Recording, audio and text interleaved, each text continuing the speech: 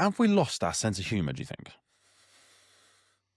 That's a great question. To start us off on this tricky conversation. Which is obviously a bit performative and perhaps a bit facetious, because we clearly haven't lost our sense of humour. Although, if you read some of our policies and procedures and did a finger on the pulse of some organisations and the way humour is dealt with, some people may lay that accusation at us to say, when do you lose your sense of humour? I mean, there is a serious, there's always a serious angle to things, and especially when we're talking about humour in the workplace, I would say. But what really fascinated me about getting into this topic, this research, was I actually really like humour myself. I spent 15 years at the start of my career working in the prison service, and we did talk about banter a lot, but the most energising teams that I've worked in are those teams that have been felt safe, but also felt, that there's a humorous part to it. Yeah. So humour's really important. And if we look back in history at the psychology of humour, it's really important. We know from the empirical and academic research that humour is essential for physical and psychological well-being. There's a great picture that I could have shown, but there's lots of animal studies about humour. I read there's some references to that in the paper that we're going to share underneath here for people to have a look at. What does it tell us about that? Because it manifests there as well, doesn't it, in a different way? Well, it does, but this is the point. We're talking about general humour here, but there's a great cartoon picture of two gorillas, and one has tied the shoelaces of the other together, and they're chuckling away. But this is the fact. There's many different types of humour. But it makes the world go round. It makes people tick. But I guess sometimes where people find it difficult to delineate is what's appropriate and where is it appropriate to use humour. Is it more of a context? I think this context is the lovely buzzword that will probably tiptoe around. And context will be one: reasonable, relevant, appropriate. Appropriate is always the word that perhaps gets bandied around. But we tend to have sterilized all elements of our professional conduct with the same sort of whitewash. And that is not what human beings are. That is not what human beings are. And that's when people start to suffocate themselves. They start to, do a little bit of self-censorship. And then the long-term metric of that is a hemorrhaging of authenticity. And people go, well, that's not what Sonia's like. Like I've met Sonia and her family when they're in the supermarket. Sonia's funny. Sonia's this, Sonia's that. Do you know what I mean? But then when that person's at work in a different context, that's no longer the case. And again, this is a remarkably complex thing, and we're going to continue to unpick it throughout our conversation. But it reminds me a lot of, what the Overton window is? Yes. So that, I think, is a framework that we have dragged into the fire and rescue service, and we've tried to shrink it dramatically through fear of reputational consequence and perhaps governmental through our HMR reports. And like so many things, we tend to then over-index and throw the baby out with the bathwater, whereas the research, that you and your colleagues have done clearly shows the dark humour, which sounds like a really insidious thing, really helps emergency workers cope with trauma, stress, strengthening that team cohesion during what can be at times really high pressure situations. Yeah, there's quite a few points that I want to. Sorry, that's the way my brain works. It's terrible. I guess what is really important to pick up on is the subjective nature of humour, because that's what is problematic, and I think that's why humour has become problematic in the workplace, and why there's rightly or wrongly been this association with humour and misconduct. And I can talk about that in relation to some of the work of the IOPC, and also the reality is some humour, some banter is inappropriate. But humour, well, there are so many different facets to humour, as you and I have talked about. But humour both the good, the light, and the dark has been shown to reduce clinical symptoms and also emotional distress.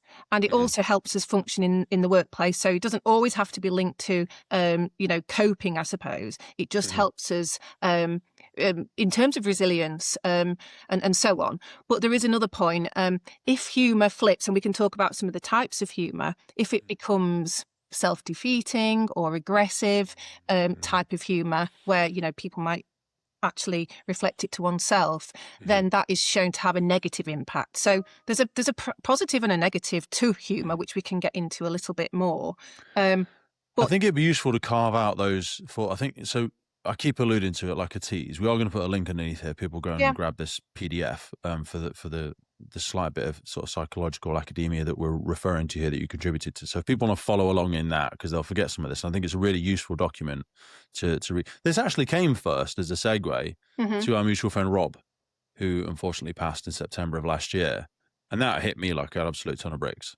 And so like we had lunch together, met at the Firefighter Challenge thing, had some conversations about you. Such a remarkable leader with such high emotional intelligence, whilst also still being a very fit, physical, specimen-driven individual. And that is probably, an example of one of the great tragedies of people in our sector. Whilst we won't get into the context of how Rob passed, it was a tremendous loss. But he first sent me and showed me some of the stuff that you were working on. So these 4 types of humour, that was really useful for me to read that and unpick these, because then it starts to maybe place a bit of a framework in place for people to start placing other parts of our conversation when we continue on through this. So you can take us through those 4 that we've got. Yeah, I can. So I must just come back to the point about Rob, though, because it was about a year ago, actually, that I met Rob. I was, probably just a few months before that. And he was incredibly kind. That's what really stood out to me, Rob's kindness, and curious, his curiosity. And we just got talking, actually, about a whole load of stuff. I was new to the sector. And I was telling him a bit about my background, and he was, at the time, he was selecting a new DEP, and we got talking about the selection process, leadership, and then, how to cope in, moments of pressure and so on. And it was at that time that I just started to carry out this research. So the different types of humour. So we have affiliative. So this is, a positive type of humour, which people might recognise. It can be enhancing relationships, just that kind of light-hearted humour. There's self-enhancing humour, where people use that type of humour to increase their own self-esteem. But then there are the more negative types of humour. So, we might have all experienced it. I have, I'm sure you may have, Pete. But, where it's aggressive. So this is like where jokes are to the detriment of other colleagues. If we think about that in the context of the workplace, where it's not okay. It doesn't feel trying to humiliate somebody else. Yeah, it's not reciprocated. That's the thing. And or really target sharp. Some people call it wit. Wit is a very, very narrow tightrope to walk, because wittiness can often come at the death. I think maybe 80% sometimes wittiness. And I'm really plucking big words here. I'm sure comedians would challenge some of the things that I'm saying, but my wit, if my mum ever says you're being very witty, that's usually because I'm being sharp. And I'm being a bit pointed. Yeah. Yeah, but I still think that if you get wit right, that's a positive. Okay. And I think this is why banter, or if you like humour that is more aggressive or negative, as being classed as banter, because in various misconduct cases, people will say, "Well, it was just a bit of banter, it's okay." And that's what I mean about, well, it should be reciprocal for a start, but what's okay to one person might not be okay to another. So that's where it becomes subjective. But going back to the types of humour, the other one is I'll keep dragging you down rabbit holes. Sorry, that's part of my neurodivergence. Which is, the team clown. We've all kind of might identify with someone who is the constant wanting to make fun of oneself or others. And then we get into dark humour. And there's various definitions in the literature, but the one I prefer is that it combines the tragic and the comical elements of life. It exists really to shift from a cognitive angle perspective away from the immediate horror, I suppose, of a situation, to reduce feelings of anxiety and helplessness and trauma to make to make light. So there's a specific definition around the dark humour that we're going to get into a little bit. I was surprised when this glorious, I hate it when people sometimes use the we. They use this invisible army in their pocket where they're like, everybody said, well, sorry, like, neither you or I can speak on everyone's account, like Sonia. Like, you tell me what you think. Don't tell me what everybody thinks. But so I'll stop myself from doing that. I think that I've been guilty of grouping all emergency services responders into a bit of the same bucket and go, yeah, well, we're like this, we're like that, to an extent. But I was surprised when I was reading some of the data that came out from some of the study around the differences between banter and or humor, dark humor, in policing versus fire. I think quite interesting. Some of the differences, and what I should say about the study, anyone looking at the study, it was a very we just dipped the toe in the water. One fire and rescue service, which was West Yorkshire, one police service. So the sample size that's a limiting part of the study, and I'd love to do more. I think there's so much more that we could do. Nonetheless, we did get a good response rate, but I think the differences that really stood out to me was this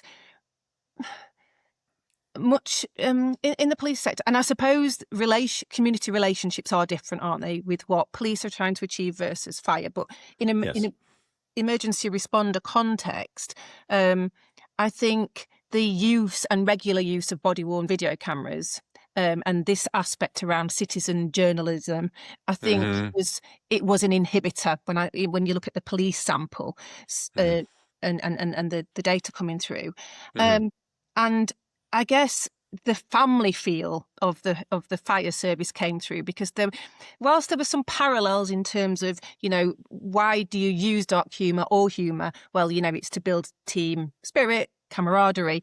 I think that was stronger in the fire sample response than it was in the police. And also this, sometimes it's okay to use dark humour in front of the public, not really. You've got. I think it's like 95% of emergency workers said they use dark humour. Yeah. But over 90% said they wouldn't use it in front of members of the public. That's right. Or really thinking about who's the audience. But I think that the similarities in both samples are, where it's used is where it's, a shared experience where you feel that there's a level of trust. And we might, that's quite interesting, isn't it? When you think about to what degree is there a level of trust and psychological safety in different teams and so on. But what I was kind of, I suppose, pleased with or reassured by in terms of the fire response was that people must, by the response, 95% of using dark humour with colleagues had that level of trust, because this is the important consideration, I guess, from the research is, well, people do find dark humour important, and so what can we do as senior leaders, as colleagues in the sector to really put some guardrails and safeguards around some guidance and, help people to know, actually, let's normalise humour in the workplace, but in a appropriate way. And I think there's a gap there at the moment. Well, I think there's so much to said around the numbers, maybe, in which those organisations work in. Policing tend to work in pairs and or by themselves. Yeah. Obviously, as a large percentage, I would argue that the majority of the fire and rescue service being station-based personnel, even Green Book staff are working in teams in our offices, and it somehow becomes a big part of belonging and identity inside teams. Even when some of the stuff I read in there about recruits often learn the humour culture as part of becoming almost accepted within the organisation. And then it becomes almost like a tribal signal of belonging and acceptance. Not that they have been ridiculed on the watch and then they are accepted. But if there's 4 or 5 of you stood around, you can bounce that beach ball of humor around lightly, and it it develops much more sort of momentum, which can also go positively or negatively. But then when people talk about having fun being at work, that is often a tremendous part of it. Do you know what I mean? But it's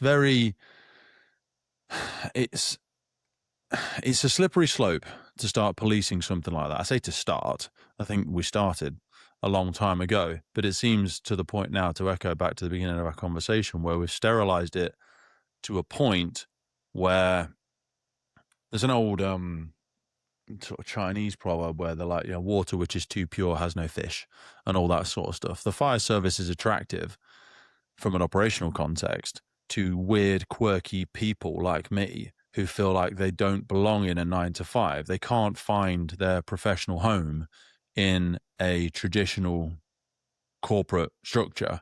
Therefore, they are attracted to a job that is not normal. You know what I mean? That you have to have a certain risk appetite for, that you are part of your role is asking you to do things that are not normal to things you would do outside of the organization. And also, you're designing to fix problems that only a very small percentage of the population will ever be faced with. So it's almost like in most of the context where you're different is what we need you for. But then when you come inside here and we go, stop acting like a clown. Like, why don't you just act like a professional for a change? And you go, what? Like, I thought my quirkiness is what you said. Like you said, I read the EDI thing. Like you said, you wanted different and quirky and like change and all that jazz. But not this change. Be myself, but not like this, right? Yeah. That's the uncomfortable rub that some people get. Yeah, I couldn't help but think of the reaction when Dominic Cummings said around recruiting weirdos and misfits. Now, I don't think he meant that, but I guess what we're looking for is, in terms of a... I think of it as a term of endearment. What does good look? Term. Yeah. Lovable freaks. I'll say that.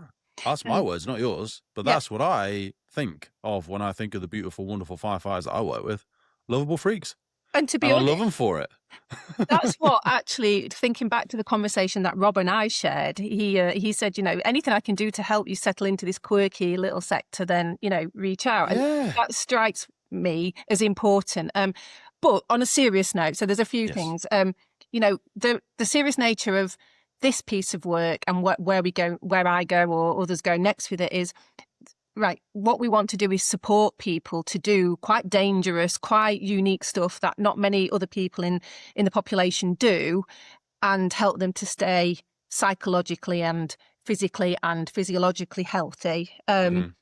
We need to keep reminding people, seniors and those involved in professional standards and misconduct, that humour, banter sometimes, it's healthy. And it can strengthen connection and it can help psychological safety. So pulling on your thread there, Pete, around belonging, gosh, I used to deliver loads of psychological safety training sessions. And I really, I like Amy Edmondson's stuff around, she's the guru on psychological safety. And, the thing is, we can't gift. I always say to people, you can't just gift. I wish I could, but you can't. But I tried to break down to help people understand, well, what are the facets that I think sit within psychological safety? And obviously trust is key.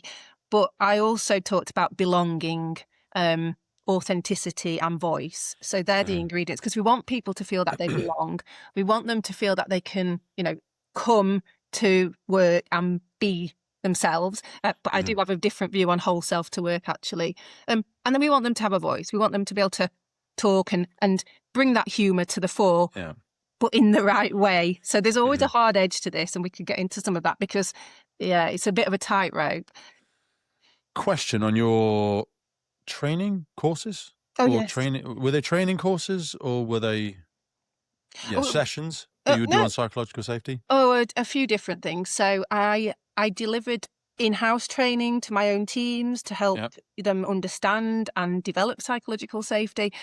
When I was working in a different role in central government, I delivered quite a number of sessions to senior operational delivery leaders because I wanted to connect this notion of psychological safety with learning agility, but also how sometimes operational, when you're in a command control type role or you're in a discipline service or you're in an operational delivery profession, you're often in task mode or incident mode or command mode. So the side of the brain that you're often using from a neuroscience point of view, it's a bit harder to switch from a learning agility point of view. And if we're thinking about organisational or operational learning, which I talk a lot about here, when we're thinking about a lot of stuff from Grenfell, actually, we have to create the right conditions, not only for psychological safety, but for learning. And if you look at the neuroscience and resonant and dissonant leaders, you might know something about that, but you have to help people be able to switch to the right side and think it's okay now you've got to create the space. But the comfort zone is to be in, I'm going to go into command mode. Well, that's what we get rewarded for as well, which comes back to that. So when you were doing these sessions, and I'm going to ask you the impossible facetious question, it's like, was that a pass-fail course? Oh, no. It was not a pass-fail course. No. Are your command courses pass-fail? Yes. Yes. Well, because they're essential, though. They're essential. Everything's These essential. are like desirable. We'd like you to have some emotional intelligence. Don't need it. Like, because I know I'm being silly, but like, all I'm saying is, and we had this conversation before we kind of get started today. We have both had the privilege of being around some remarkable middle, junior, senior leaders with high levels of emotional intelligence. My personal belief is that is a remarkable stroke of luck that we have not optimized for that. That person has gotten through the system, and largely testament to perhaps their own personal development or how they were raised or 1,000 other interpersonal tangents that they've taken throughout their life. They have developed this emotional intelligence, and thank goodness that they have. But some of them definitely have not. Definitely have not. And dependent on what their role is in the organization, they may not necessarily need it. I was asked to participate recently in some recruitment and selection processes for new firefighters. And they said in that, and I apologize to people that have heard this example before, but they say, we're going to do some interview training, so don't worry. And I said, fantastic. They said, but you did it 4 years ago, didn't you? So like, you won't need to do it again. I said, okay, no worries. I said, I don't really remember it, but fair enough. I'm relatively comfortable with interviewing people, but I feel like we should probably do a bit. And they said, oh, well, we're going to do it. So anyway, they did it over the coming months with the other pool of people, many of which have done it before. And I said the same question to them. I said, how many of them passed the interview training? So like, how many people have we got for it? And they said, oh, no, don't be silly. Like, you don't fail it. It's like a familiarization, like this is open questions, this is building rapport. And I'm like, okay, but I'm looking at the other people copied into the interview emails. Some of them are really, really, really good at their jobs. Maybe in some roles because they are undiagnosed high-functioning autism, and makes them fantastic tool at certain roles in the organization, but would make them would make them less predisposed to being a good interviewer, because it is not a skill set or is not just a character trait that's widely considered.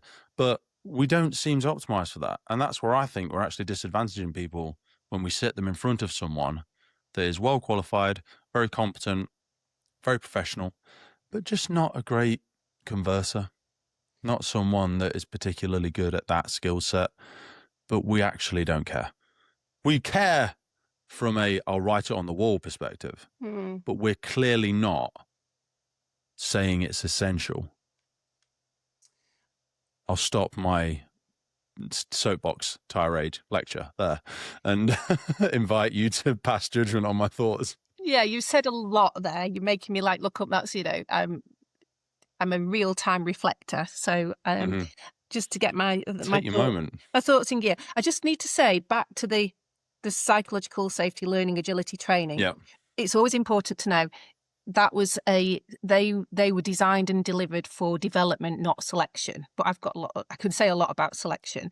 Yep. And the measure, actually, one of my biggest passions is only doing stuff that measuring what works. What gets measured gets done. Yeah. So the way that I used to measure or help leaders measure whether there was any use in going to that psych safety course was Amy Edmondson.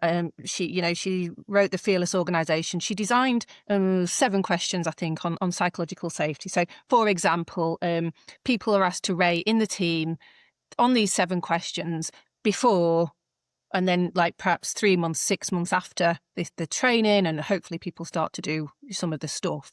So it might be like the question, I think one of the first questions is people can bring up tough issues and concerns in this team without fear of consequence, blame or whatever. And people can Google the questions. So that's one thing that I was going to say. Since being here in this role, and you say, are we just are we recruit, is it the accidental manager or accidental leader type approach? I don't quite think so, but I think there's more to do. And the reason I say that is because I think the good news is, from an NFCC perspective, and in all different pockets of FRSs, there's a leadership framework. There's been work done to think about, well, what does good look like from a leadership angle? It's the 4th thing on their first page, isn't it? Utilising high levels of emotional intelligence to support people in achieving goals in their organisation. So we do want it. We do want it, and we talk about personal impact, outstanding leadership, and then some of the organisational delivery and so on. But actually, what did strike me when I was, and still now actually to this day, so over my career, I've spent a lot of time recruiting and selecting a whole host of, different role levels, role types. But I've spent a lot of time in the executive senior leadership space. I did so. I think the parallel I can draw a lot from is my time in the prison service. So I'm going to show my age now, but 25 years ago, I was embedding really sophisticated assessments that recognised how integral the human element, if we don't get the people stuff right, it doesn't matter how well we do when there's a riot or someone on the roof or a hostage, doesn't matter. It's the people stuff is as important as being able to do more important. Organizational effectiveness moves at the speed of trust, doesn't it, really? Absolutely. And what I've been doing recently here in my day job is I talk a lot about, it's a non-negotiable, the people stuff, being able to have difficult conversations. Kindness is not niceness, being able to give feedback, but do it in the right way. It's as important as being able to, maintain operational competence. And people do keep saying to me a lot, well, no, people is an enabler, but doing the people stuff is enabling. And I'm like, no, I don't mean that. I mean, if you can make your people feel like, I talk a lot about putting people at the heart of everything we do. And some people say, well, what do you mean? And I'm like, well, try and put yourself in their shoes and try and approach every interaction in a way that is going to let that person go away and they feel valued, they feel supported, even if you say no. I haven't got time for that, Sonia. And that's the thing, without being, that sounded quite aggressive. Sorry, but it's like, I think at times we're too impatient to be emotionally intelligent. I haven't got time for the woo-woo softly, but I've got plenty of time to deal with the grievance and the employment tribunal and the rehiring, because it's not really my money. It's just like, it's not my business. We'll just find it somewhere, won't we? But I'm like, that's the tremendous cost that I think the hidden cost, hidden to me and people at my level on stations, not hidden to you. I'm sure there's a running count of lost time, stress, well-being days, and I bet that is a scary number. Not specifically for your service, but I imagine in most services that is a really scary number. Well, you're absolutely right. And I think joining the dots to get the whole package. So, don't get me wrong, there's quite a number of graphs. You can't see my hands, but, typically there's a one common graph, like interpersonal skills, the people stuff, the emotional intelligence. It doesn't change. So no matter if you're a firefighter or you're the chief fire officer, you need that stuff.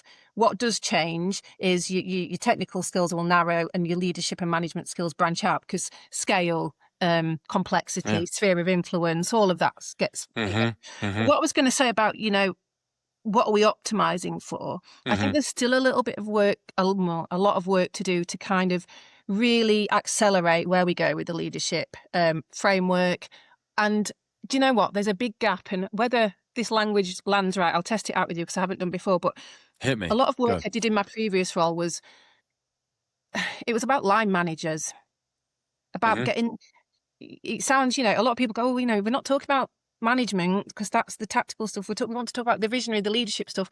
But most of us are leaders and managers, and getting the, understanding what good looks like in the manager space.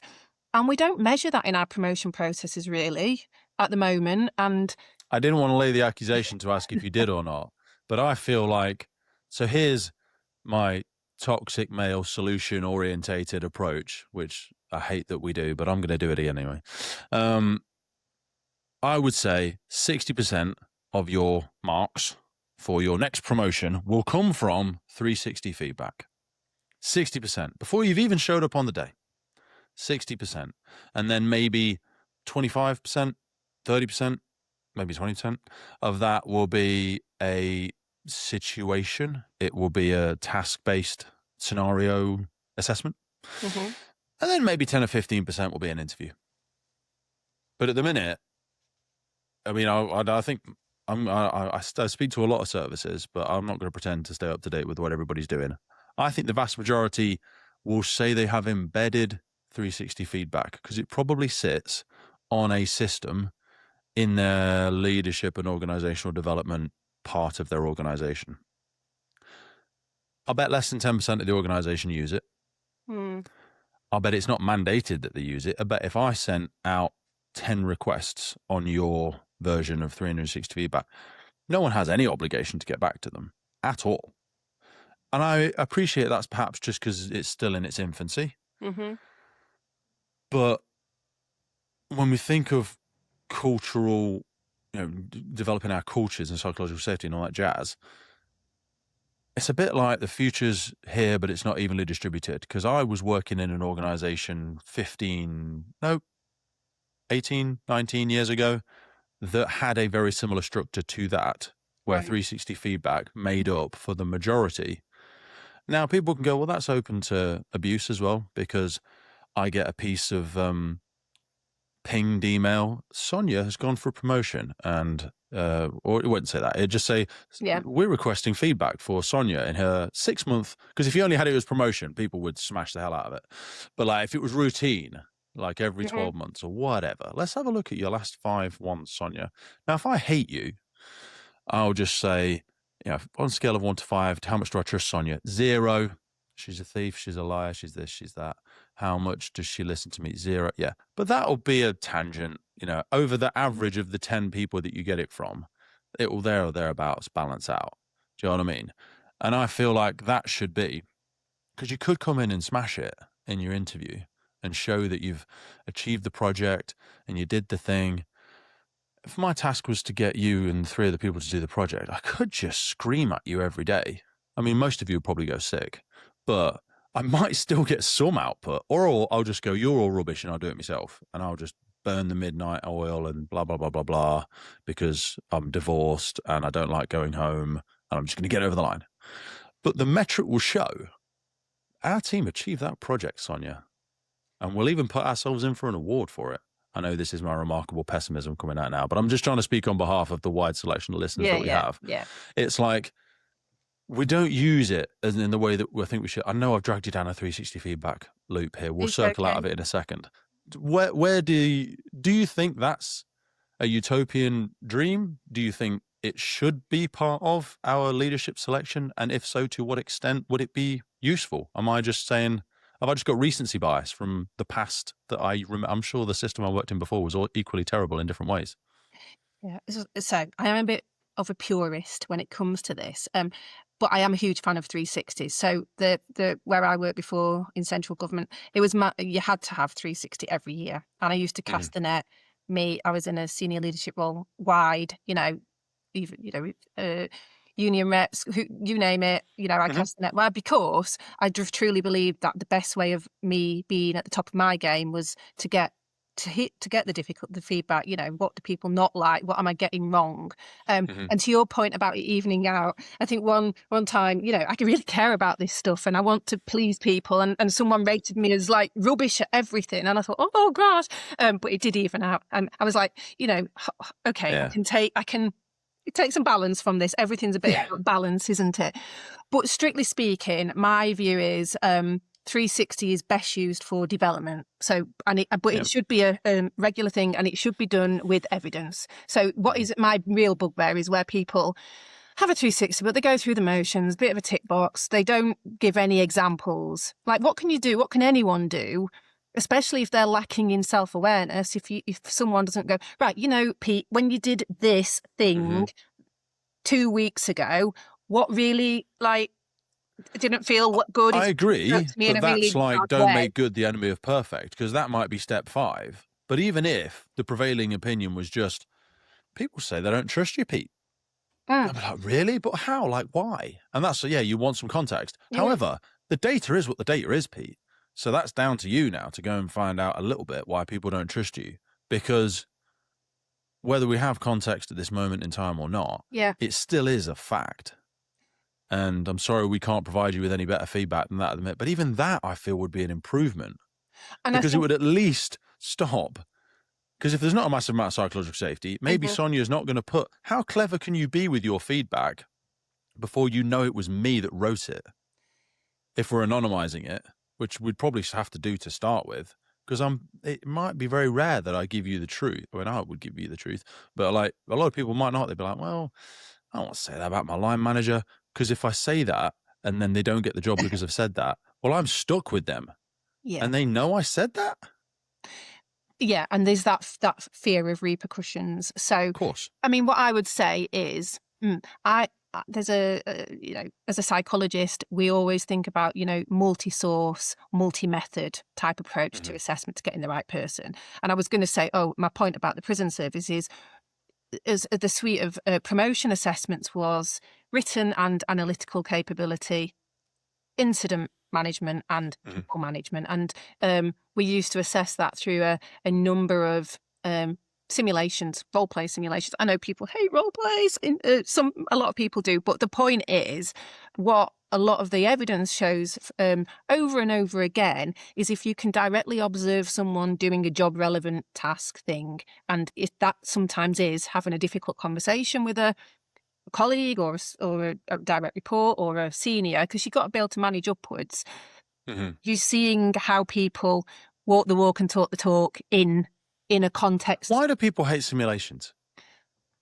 I don't know. I actually quite like them. I did some training on Tuesday, and we had to film ourselves doing the, talking to a reporter and watch it back and then take some tips and improve. And did you do the media training? Yeah.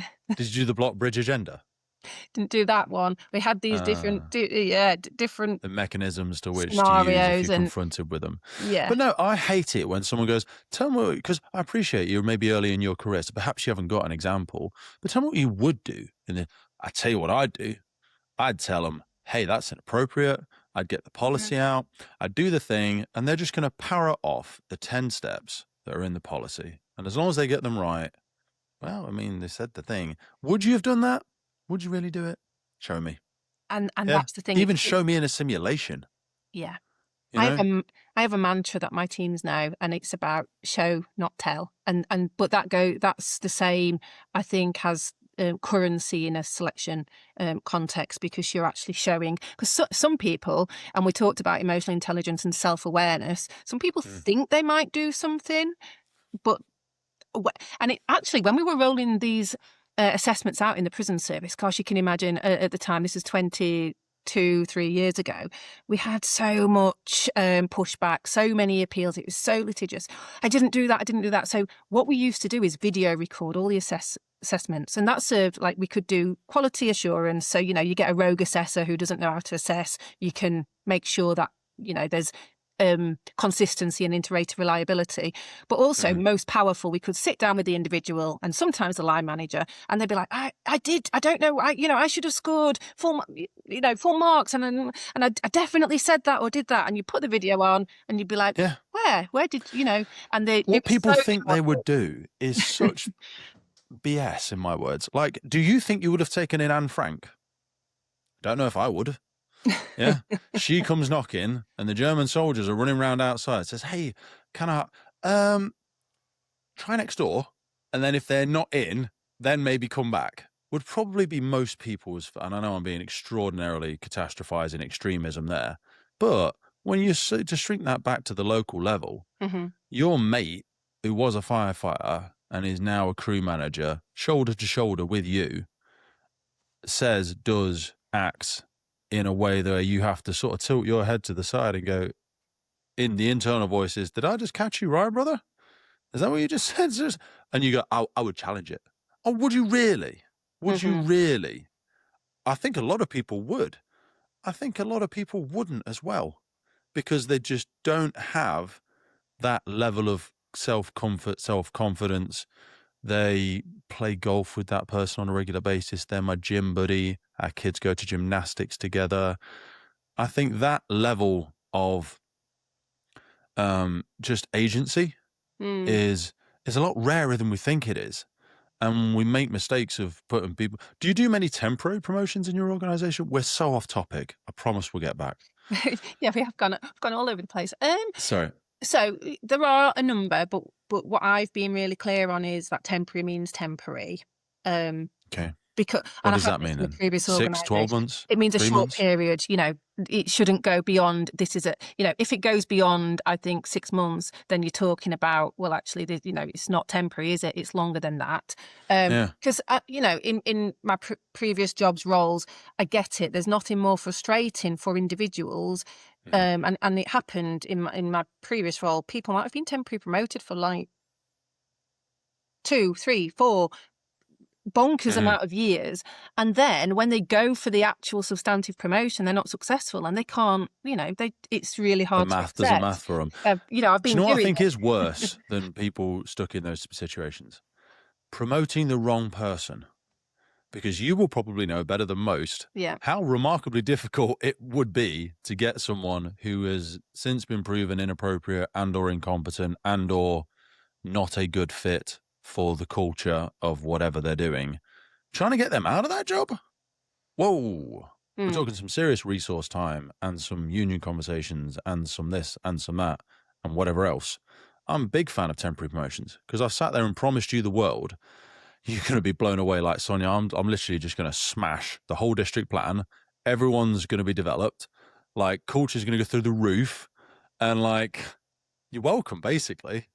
And they go, oh, that's amazing, Pete. I really look forward to sitting down in 6 months and you telling me about all of this wonderful magic you're going to pull out of your leadership bucket. Yeah. So go for it. I'm supporting you. Here's your temporary. And they go, what? Temporary? Like, what's this rubbish? Do you know what I mean? And I think 6 months on, but again, it requires a large amount of capacity within the organization to then put a structured development together. Not a large amount. It requires an intentional amount of structured development to put in place for that person and for it to be tracked and measured and have some kind of agreed standardization on it, which makes it very difficult. And often I think why it gets a bad rap. And I don't think it should, but if it's done properly. So, real clarity of expectations, both in terms of the what and the how, good feedback. Because I'll be honest, I've benefited personally from temporary promotions, and I've benefited the most growth that I've ever had is where I've had brilliant managers and who've said, can you deputise? Can you do this? Can you do that? And you know what? Those opportunities have been the things that have helped me progress, and I would want to give those opportunities to people because I think that's what we should do. I think we have a duty of care, a responsibility to help people develop, and where we see some potential that we can hone that and give it some exposure. Let's try and crowbar and rip this train back onto the tracks of humour. My fault, not yours. When we were talking earlier about appropriate areas of expressing these things. There were some really interesting things in the elements where we could perhaps have some suggested safe spaces to be doing this stuff, building opportunities for people to do it in spaces where it's more appropriate. I think that would be a big cognitive leap for people as well if we said, we're able to start doing it in debriefs, in safe spaces, on stations, almost where you go onto a course and people say, oh, it's Queensbury rules or whatever it is in here. I forget what the rule they usually say, actually, where it's like everything stays inside the room. What's that rule? Sometimes I used to have it on a slide somewhere. Giving people that freedom, because I do it with my daughter. We talk about safe space, and then she can let out her frustrations in all of the language and all of the colour that she chooses to use it with. I'm not massively strict on language with my daughter anyway. Again, I speak very much about context. Like if she says, Daddy, like you were such a dick when you dropped me off this morning, then funny, yeah, because I was blaring the music and I was saying, hey baby, love you, have a great day, whatever I was doing. But if she walks down the stairs and says, oh, for F's sake, I'm like, whoa, that's aggression. That's hostile and nasty for everybody else that's in the house with you. What's the matter? Like, it wasn't what you said, it's how you said it. That's what you did there, baby. None of that might seem very condescending to other people, but I feel like that's a nice like analogy for it, if you will. Yeah, I like that, and I am going to segue back into it. But please, we talked earlier about authenticity and bringing your whole self to something, and I think in a work context, it's your whole professional self. Professional can include humour as well.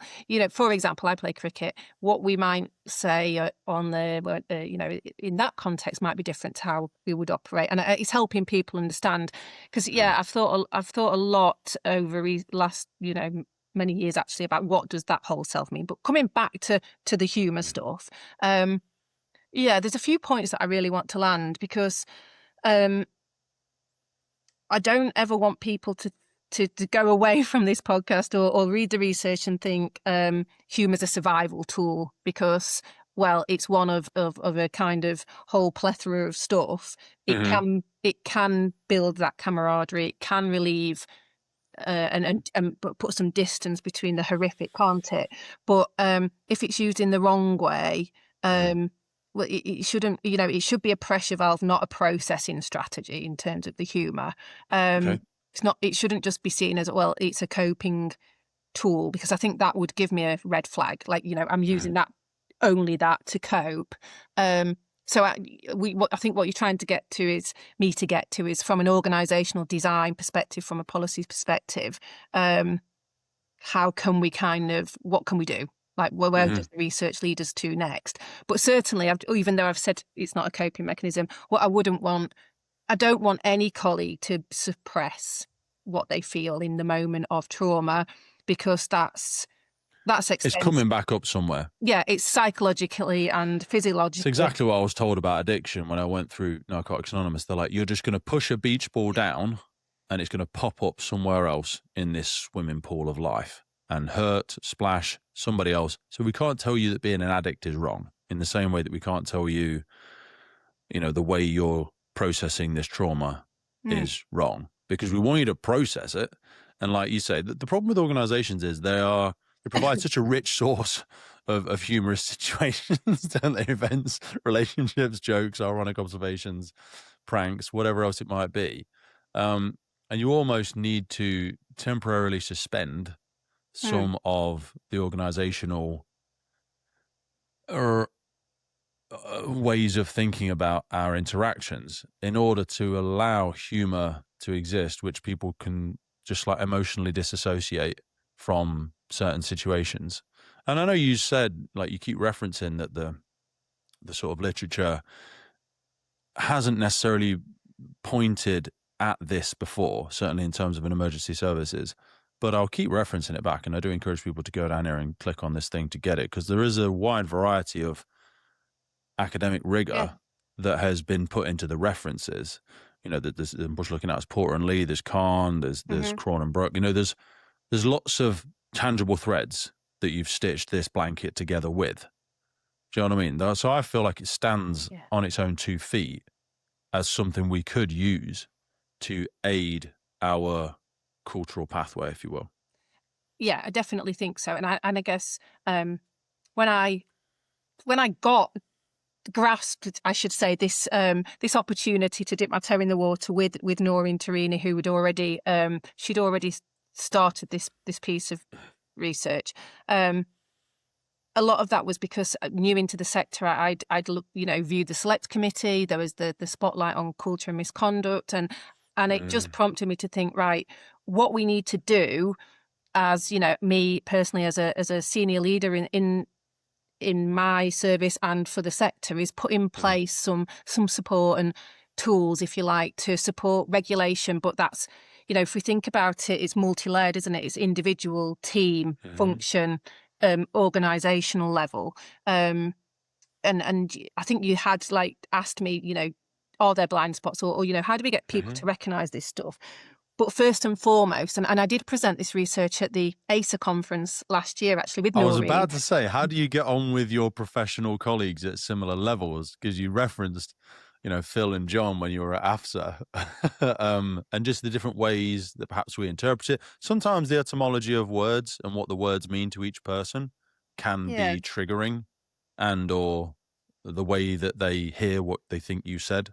But how did that conversation go? Because I imagine that was one in the public domain, but you'll have had very many similar ones. Oh yeah, behind. And I think the AFSA conference that was in November, where we had a little bit of a panel discussion.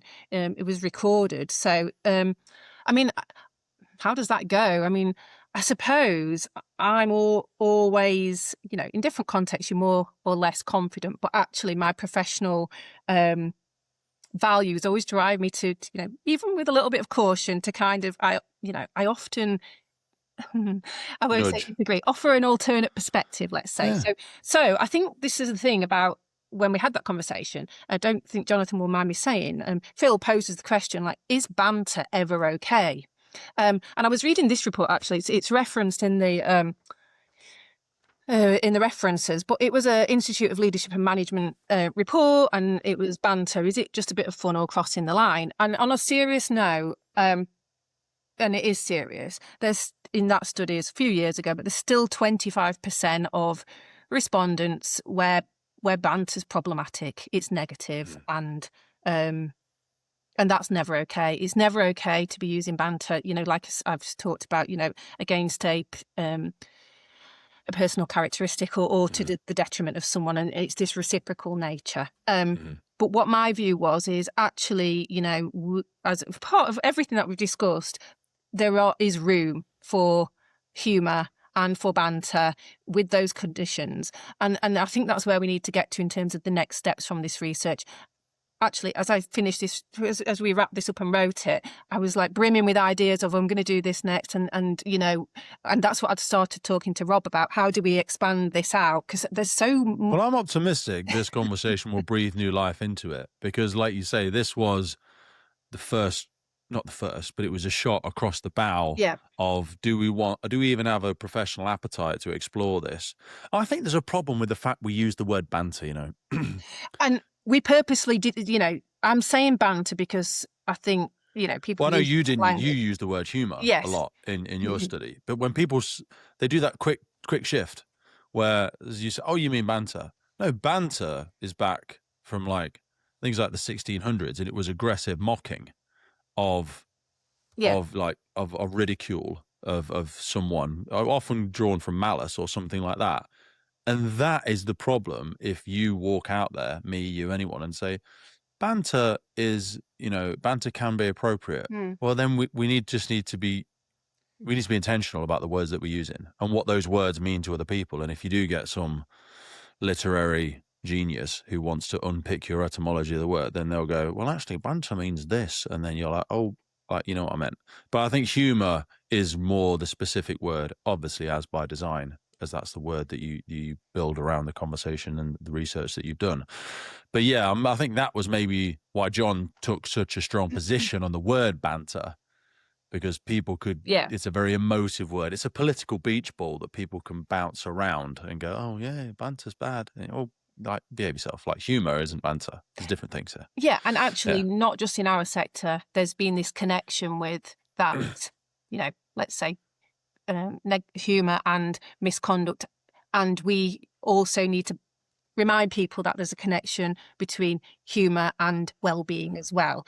And the things that, it's in the paper, but the kind of stuff that I think we need to be thinking about for this, and I spoke to Dr. Rowena Hill about this after the presentation. And she's like, this is a really important topic. She's great. She's brilliant, yeah. I love her. We're gonna have her on again. But there's so many people in ASA I want to keep having on. They're amazing. Yeah, Anyway. I was there last week, and was it last week? And a whole, it's brilliant. Lots of other different bits of research. So much. I felt intellectually nourished after that session. I know. But what I really think about this stuff, right? So we need to make sure, well, give guidance. Not too much. People want things written down. I've found it, from me stepping into the sector, they like, a good policy, or, they like it. And I'm like, no, we can't always write everything down, because you need to. No, but then when they follow that thread to the worst possible end, they go, we need it though. We need something to point at to go, I'm issuing you this final written warning, and I'm going to point at this. Do you know what I mean? So at the worst end of that, it needs to be, but not everything needs to be, like you say. For 80% of the cases, they can be dealt with guidance, can't they? It's often the things that are malice, intentional, usually have actually, if something's that bad, it's probably something legal there as well. If they have been racist, sexist, physically inappropriate, we can probably lean on the legal framework there, to be honest with you. We don't necessarily need to put it in our policy, because they're probably breaking a law as well. Yeah, and that's never okay. But I can't take for granted that people know, because like we've talked about, this stuff is subjective. So there is a need for some guidance. And so the kind of stuff that I'm thinking about is, let's make a structured space for in debriefing, spaces for recovery. It's not new stuff. It's probably what, structured decompression, normalizing the use of humour, right from the trainees, but not the type of humour like, the stuff that's being reported, maybe from the LFB culture review around fitting in. It's more like, how can humour be positive but appropriate? Like, where are the boundaries around this? Your leadership training managers. And is there too many invisible landmines there, though, for us to ever make that leap? Ever is a very catastrophizing, extreme way for me to frame it. But like, if we talk about what is appropriate humour, I mean, even if we step out into society, the breadth of comedians and what people will say is appropriate and what is inappropriate, I don't know. I think people might feel that we've got bigger fish to fry. Well, the irony, we haven't, because we're not being that much critically, publicly sort of embarrassed by our professional competence in terms of response. What we are catching a lot of flack for is the cultural stuff. So clearly this is where we do need to start optimizing more of our resources towards. If this was actually a business and they said, you know what, we're selling plenty of sofas, we don't really need to be doing more courses on sofas. I mean, we don't sell the best sofas, but they're pretty good. And I would use that example to be operational competence. Yeah. If they go, we are horrific at selling chairs, do you know what I mean? Like, our chair sales are terrible. That's the thing we get the most flack for. We're hemorrhaging money from it. It's a failing part of the business. You would think that's where you would put your time, resources, and training. I mean, if you're a business, you just cut off that limb, perhaps. We can't do that. We can't say, no, we're not going to do culture in the fire service. We're just going to focus on response. Because we're pretty good at that bit. It's fairly simple. But within response sits people. And people are culture.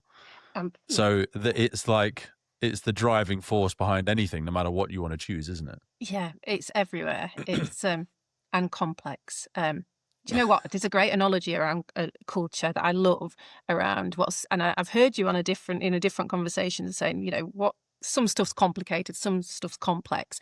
But the thing that I love about complicated versus complex is, and it's a similar analogy I've heard you use, but if you've got a jet plane and you've got an instruction book, it's going to be hard, but complicated, but you would be able to follow the rules and probably take it apart and put it back together. Culture's more like mayonnaise. Once you've mixed it up, you can't deconstruct. Can't unmix it. Yeah. Yeah, it's hard, this stuff, and that's probably why, it's complicated and complex when you think about humour. So I think, as per some of the recommendations in the research, I think there does need to be a clear policy around what's acceptable, and also some real guidance around what constitutes inappropriate humour. We've talked about some of those negative types. We've talked about it's never okay to be derogatory. Also help people, like this bit around having difficult conversations. People must feel okay to speak out where something crosses a line. That, we must help people to be able to do that, because that's going to help, kind of moderate humour in the workplace, I suppose. And not in that way that I've talked about, where people might say to me, well, I just don't know what's okay or not, so I just won't say anything. That's the suppression that's expensive that we've talked about. There's got to be clear rules, and I think they do exist in we're not starting from scratch with this, around social media, on-camera awareness and stuff. And also professional standards, guidelines, team building. There's a whole raft of stuff that comes next. How soon do you think we should be doing that in someone's career? In terms of doing what bit? The team cohesion, the interpersonal elements, the maturity. It's a word we mentioned prior to speaking today that I struggle to use without it appearing condescending, because it's often used in a parent-child relationship and can often be correlated to age, which is often, I think, a wrong connection to be making. I don't think maturity does always come with age. And it depends on what type of maturity, professional maturity versus emotional maturity. I think emotional regulation is a massive thing that we don't give enough focus to. And I wouldn't even know where to start with it. I think a lot of these things you can develop through life experiences, which are remarkably difficult to prescribe in personal development. I always say having kids is one of the greatest personal development tools, but you wouldn't put it on a personal development plan because I think it would be unfair expectation of the person. But they really encourage a bit of self-reflection if you have a child. There's a great tool when you talk about emotional regulation. I think that's a good point. Right, when should it start? A lot of this stuff should start at the beginning and should be continuous, ongoing. Where it's ever evolving. Yeah, culture's ever evolving. It's dynamic. So, I don't think this is a seniority thing. Albeit, I feel like historically it used to be. Well, I think let me go right. So I think we did much better team cohesion 30 years ago because training schools were longer. I know I'm speaking into a tremendous bias of grey book, green book here, so just bear with me. I know I do that too much sometimes. I think it's a lot harder, and you perhaps could speak to team development in green book roles. Grey book roles, our recruitment tended to be much longer. We would sometimes go to an external provider like the college, as it used to have been, and there'd be a 16, 18-week course, and the team cohesion might happen more naturally. Yeah. And there'd be a lot more self-calibration in the locker room of people, whether they're polishing shoes or they're eating together or they're helping each other study. They're helping calibrate behaviours. They're trying to be seen as a united team and representation of West Yorkshire or whoever. Now, when certain people have got hold of what's essential for a firefighter to learn, then they will have come at it from a safety competence perspective, which sits in an operational context and largely devoid of any personal, like any optimized for any personal development that would help that person embed itself in the culture of the organization, because we've just shrunk them down to get them through the sausage machine as quickly as possible and just make them safe. Don't walk into traffic or fall off the roof. Make sure your helmet's on. That's kind of what we're looking for. But then, if we're accepting that, which whether we consciously or unconsciously we have accepted it, when is that development coming? Because I'm sure you'll have regular feedback from people moving into leading firefighter positions, sub-officer, crew manager, watch manager, whatever people want to use as their terminology, and they can openly say like, well, no one's ever taught me how to do this bit. You keep saying I'm a leader. I don't really feel like one. I don't really understand how you've developed me to be a leader. You've showed me how to use Excel or Firewatch or whatever else. But yeah, so I mean, we say this should happen at all stages. But when I look at things like the military, they seem to be much more intentional. And maybe that's just a privilege of size. Maybe if we did a lot more regionalization, maybe we'd build capacity in the system to do this. But it doesn't appear that we've left fat in the system to do this intentionally.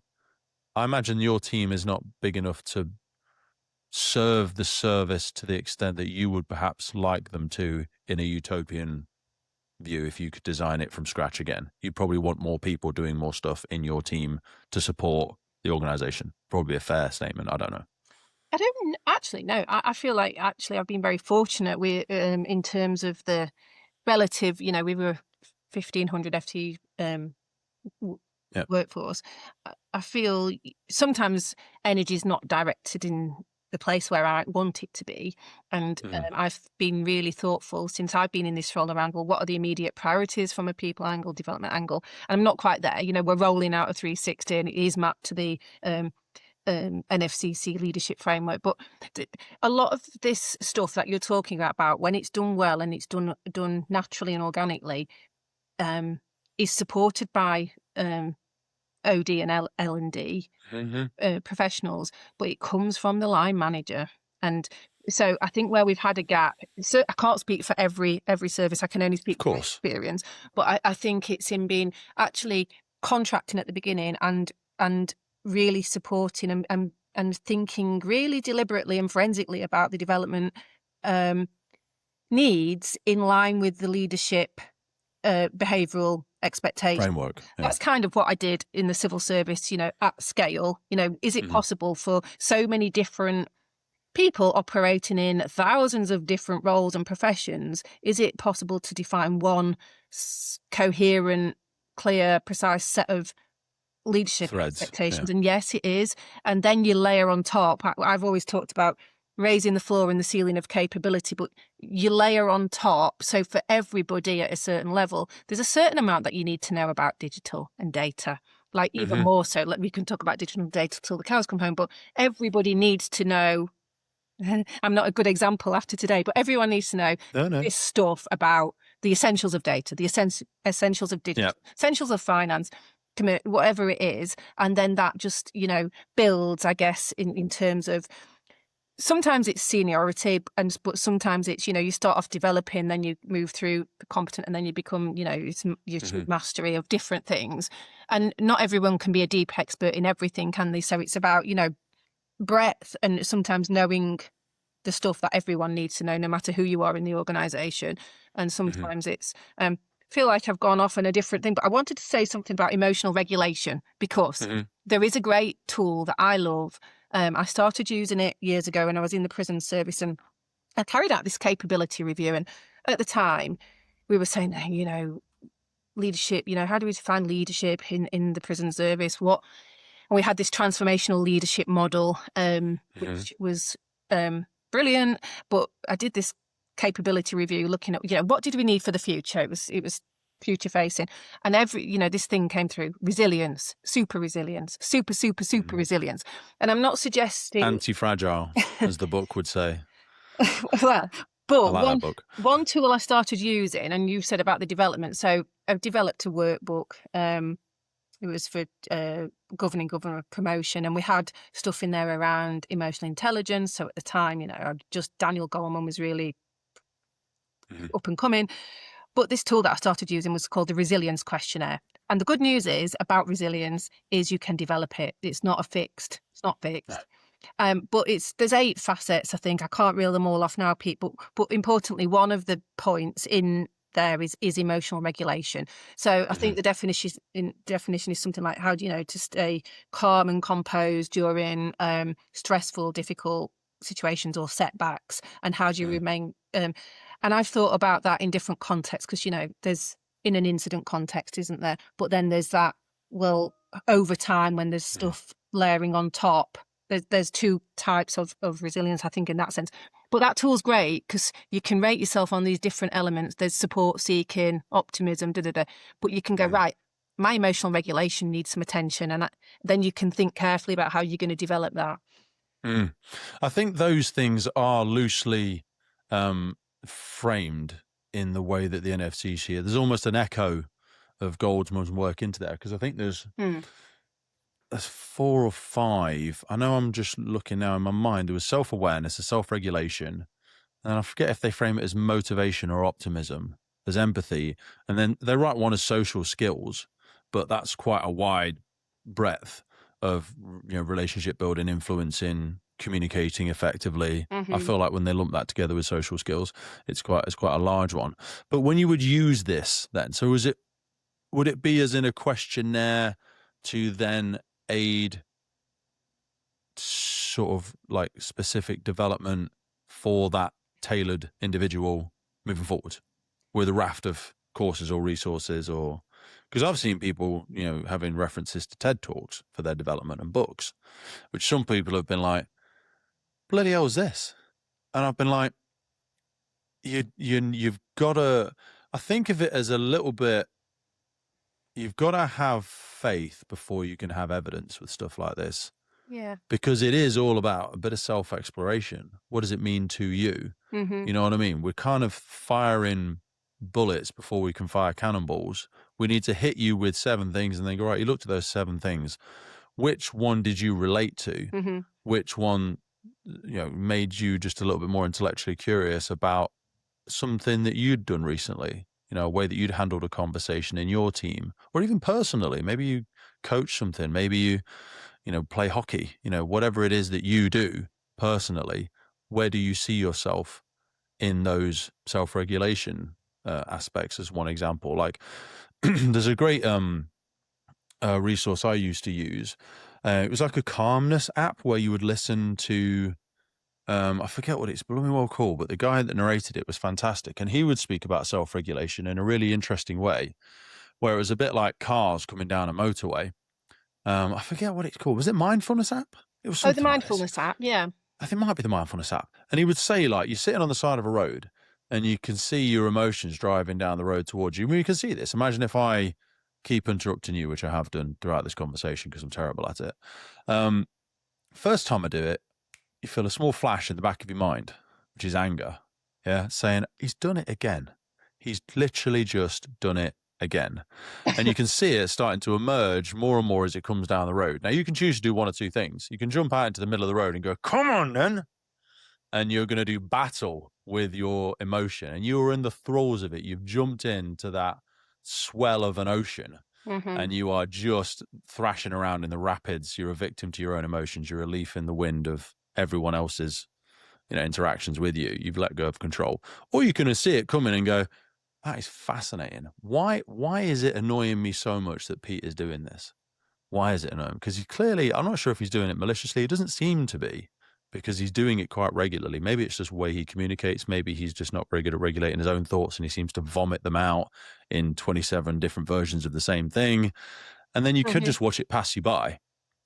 Do you know what I mean? Because I've felt it when my children will do something and it's going from that 0 to 100 straight away.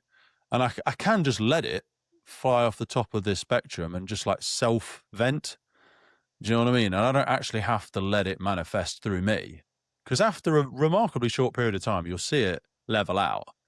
And then you can perhaps, it's the whole like chimp paradox thing. You can kind of let it rattle the cage and go, I'm going to deal with it. I'm dealing with it. Just you just shake the cage for a bit. And then when you finish shaking the cage, I'm going to deal with it. That's probably, I've fumbled my way through a terrible analogy of self-regulation there, but it's very personal to everybody, isn't it? I think people in HR are probably tremendously disciplined at it, because the ease at which sometimes remarkably surprising situations that you will be given evidence about or maybe reported to you, you have to let them to an extent, not wash over you because you don't care, but you have to be able to let them settle and go, wow, what a surprising thing to hear has happened.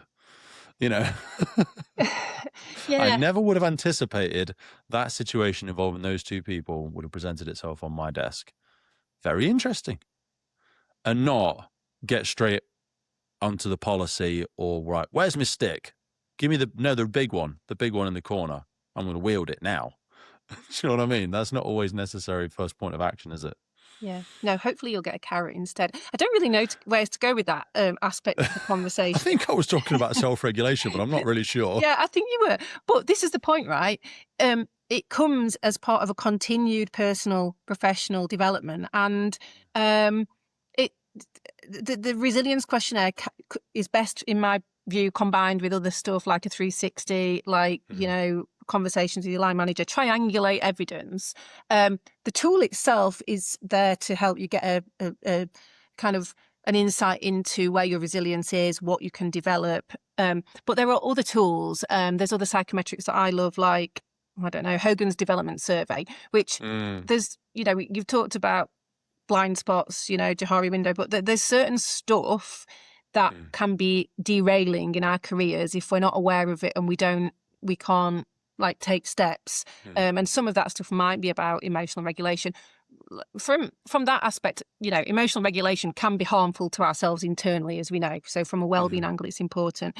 But from, you know, in terms of responding to others, you know, if you get out of the car and shout and scream at someone, it's probably going to, you know, not go that really well. Badly. And that's the point about leadership and management. That can be a derailer. Sometimes we're aware of the impact that we're having, and sometimes people, you know, need some development and support to help hold a mirror up. So what if they don't want it? If they don't want to, how do you stimulate personal curiosity in someone that thought they were just going for a pay rise and I really desperately just want to do the course that's available to me at that position? I want to do my level 2 so I can do my special course that I've really been interested in doing. I'm not interested in understanding why I use these words or why I react in that way, because I've never even had a grievance against me, Sonia. So I think I'm pretty good at what I do, to be honest with you. No one's ever complained. Yeah, I think you have to take a different tact. It's kind of like trying to, you know, when you have those, like, you know, you think, oh, the penny's dropped, but you've got to help people you know, sometimes some people won't ever, it won't ever connect. And you know, so let's be honest. And I think sometimes that's about having an honest conversation around what are your drivers, what are your dreams, hopes, motivations. Actually, what's your motivation? Is it that you want a pay rise, or is it, you know, that you want to, bit like what you're doing with the podcast, you want to, you know, be a trailblazer, you want to this is never going to get me a promotion though. But might actually go the opposite direction. No, it's about being honest about what, and sometimes it's okay, isn't it? It's okay if people, you know, people want more, you know, motivated by the financial reward. But then it's about being honest and real and around actually what we need and what we want now is a rounded, holistic leader and manager who's going to think, you know, be able to, you know, the bit about podcasts and TED Talks. Well, if you've only got a narrow, you know, you're not widening your horizons and thinking about the big picture stuff. We used to talk about political astuteness a lot in different roles. But, you know, if you're not doing that reading and stuff, then you're going to be so narrow in terms of your what you bring to a role. And it's not just about, you know, we're not all going to have all the answers, are we? But that's why having diverse, multidisciplinary teams is really essential. But it's, I guess, trying to find that way into having a conversation. I think if you're a skilled manager, line manager, or, you know, you recommend coaching and or mentoring, it's about opening and trying to like nudge from a behavioral science bit, you know, nudge that curiosity and start you know, with something that is going to, like, you know, they can grab onto with individuals. But it's not going to be for everyone, and that's the other thing. I think it's very much an art form. Yeah, this is the true difficulty, and we have to try not to be romantic and over complexify these elements. But the problem with this is it is a very personal thing. It is a bit of an art form for you personally to find out what your own thing is, because it is very much like art. You know, you'll say something is beautiful. I'll say someone's just thrown a bucket of paint at a canvas, but it's what it means personally to you. And as we continue to bring more divergence into our organization, which will help us solve some of the perennial problems that we've struggled with for the last 40 years. We need different ideas, different perspectives, different upbringings, different worldviews. But in order to do that, we need to have leaders with real chameleon approaches to their teams. Treat everybody fairly, but certainly don't treat them all the same, please. Because that is not going to work. Yeah, I mean, there isn't a one-size-fits-all. You're playing an orchestra. That's what you're doing in a team. Yeah, exactly that. You know, having a one-size-fits-all approach, we're pretty boring, but also you're not going to get the best out of people. So that's where the situational leadership approach comes in. Like but you have to. I always say to people, you have to know your people. You have to be able to talk. You have to be able to build the rapport. You have to know what's making them tick, because if you do, and you have to know to some extent, you know, what they got going on, because you can, if you don't know that stuff, and it goes back to your point about 360, right? Would you want someone rating you on a 360 if they don't have got a clue? They've never seen you in a situation. They've never seen you in a scenario. So they're going to come at from a subjective viewpoint with very little evidence, or, you know, they've not observed you doing this thing. So that's the thing. It's hard, but... What's the long-term goal with the 360? I just want to bring it back down locally for a minute, because I'm conscious we've been speaking for an hour and a half and I've dragged you down rabbit holes that we never even had in mind prior to our conversation. But that's the naturalistic element of a conversation, not an interview. Talk to me about the long-term goal locally with 360, and if you can give any, you know, sort of aspirational view to how we'd maybe like to use this in the sector more widely to help us as one of the many tools we might need. Yeah. So my goal locally is, and there's been historically I inherited a 360 that wasn't mapped, or using quite the same language as the NFCC leadership framework. So I'm hoping the tool that we're going to use is mapped. Haven't they just changed it slightly? We're just reviewing it, yeah. But there are Lovely. 360 tools. Well, actually, that's good practice. Over time, you should... It's a live document. It needs to evolve. True. Exactly. And, but some services are only just wrapping their head around it and making a plan off the echoes of the last vote. Although it's not chalk and cheese. It's not changed that much. You know, it's more of a pivot than a hard left.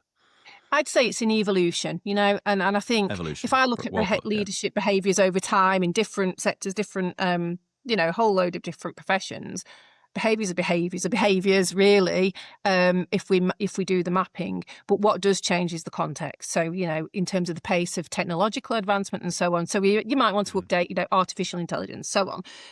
But I want 360 to be rolled out to be normal. People invest in actually giving good quality feedback to understand its true value. Like, it's not just a tick box, but it is a critical part, element, source of evidence in terms of supporting development.